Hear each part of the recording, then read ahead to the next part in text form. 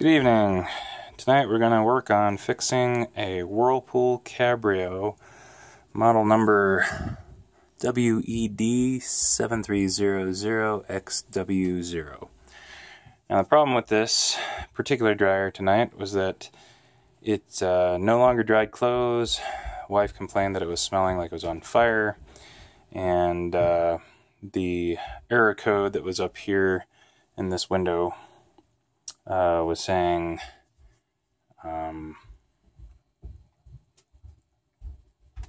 AF, or airflow, indicating that there was no air going from inside the dryer out through the vent and up through the pipe. So what did I do? I powered it on, let it cycle for a few minutes, and found out that indeed those symptoms were what was going on. So I went ahead and first took off the vent, cleared it, and then took a look at the vent behind the dryer here. Put my hand up to it, nothing was coming out as far as air. So that told me one of two things: either the electronic mechanism was broken or the mechanical mechanism was broken for the blower. So what I did is I took off the back screen here.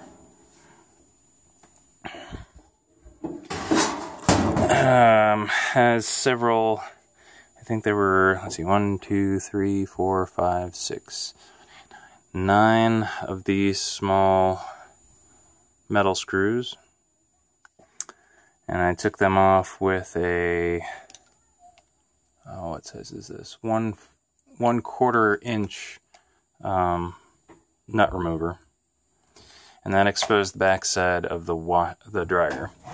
Now from here, what we need to get to is the blower, which is right underneath here, and you can't really see it from here, so I'm going to try to tilt the dryer.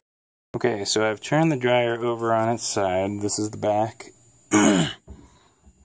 Here's the rear exhaust that we weren't having any exhaust come from, and this is the back side of the blower. That's this thing right here. Let me try to get the camera in here. Alright, now what you're looking for is there should be a silver bolt that is on top of that black screw right there. And what usually happens is that these things pop off through normal wear and tear, and you end up looking at something just like that. Now, the bolt, when fishing around in the bottom part of your dryer, will look something like this. And I went ahead and picked that right off the blower.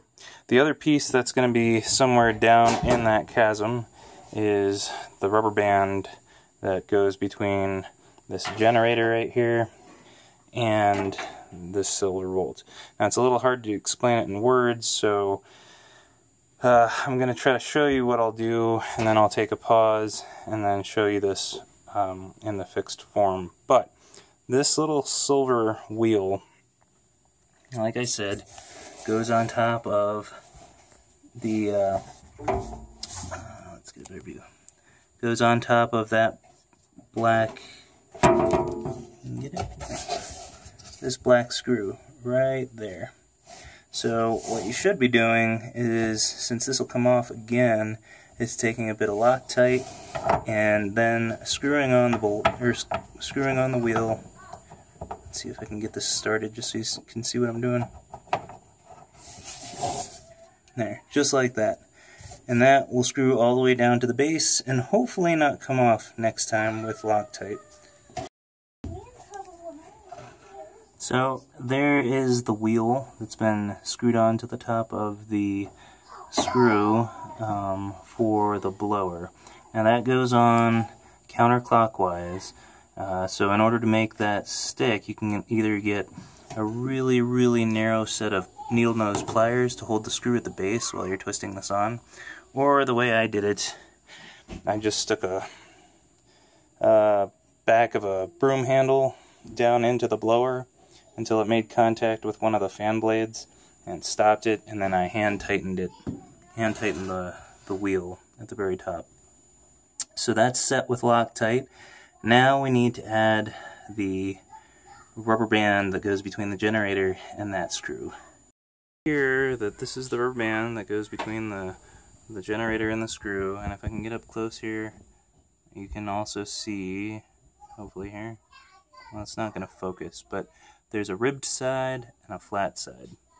The ribbed side is very important that this gets installed on the screw or on the wheel, because these little divots line up with the ridges that are in the screw. So because we're doing this from the back side, it's all by feel. You can see where the wheel is for the attachment to the blower, but the generator that drives that wheel is on the opposite side of this one. So I wish I could show you this in the video, but you're just gonna have to trust me. Now, since the wheel on the generator is set up vertically like this one, and the wheel on the blower is set up horizontally, you're going to have to put a twist into the rubber band. And it's very important because depending on how you have that twisted, if the rubber band rubs against each other in that twist, it will eventually burn up and break as opposed to just fall off. So yeah, I wish I could show you this better, but I can't really figure out how to take off the front side of the dryer, and in this particular model, even if I did, there's a firewall all the way at the front of the machine that I still couldn't see the blower wheel, and I'd have to do this by feel anyway, but it would probably give me a better sense of what's on the other side of this generator. So let's see if I can install it. Okay, so you can see how I've installed the rubber band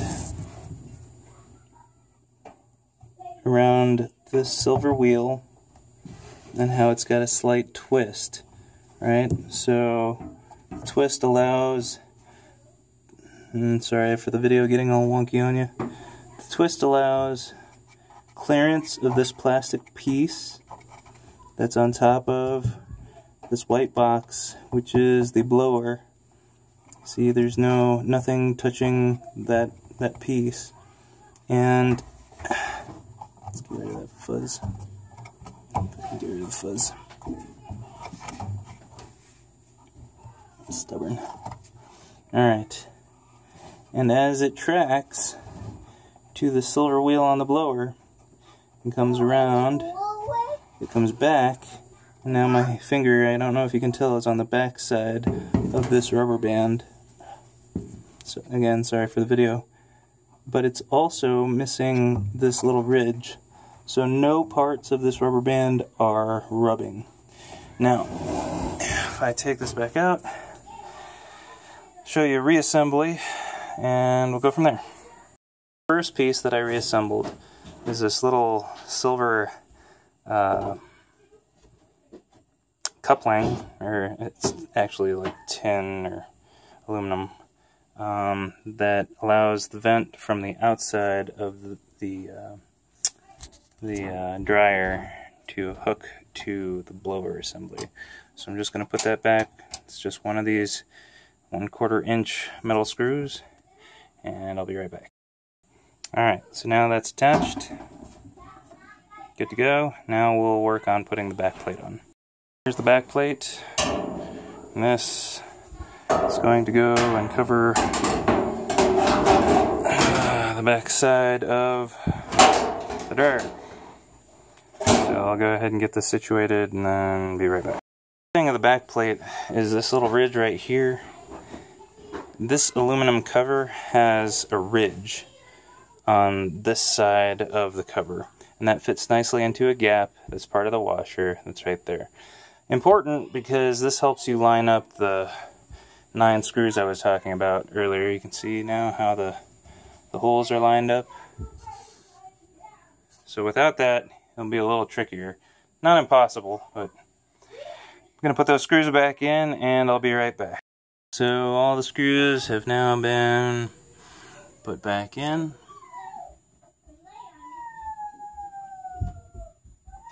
And the same on the other side.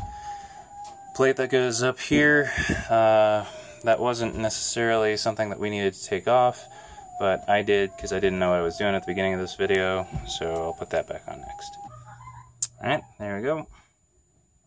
Now this thing should be able to be set back up.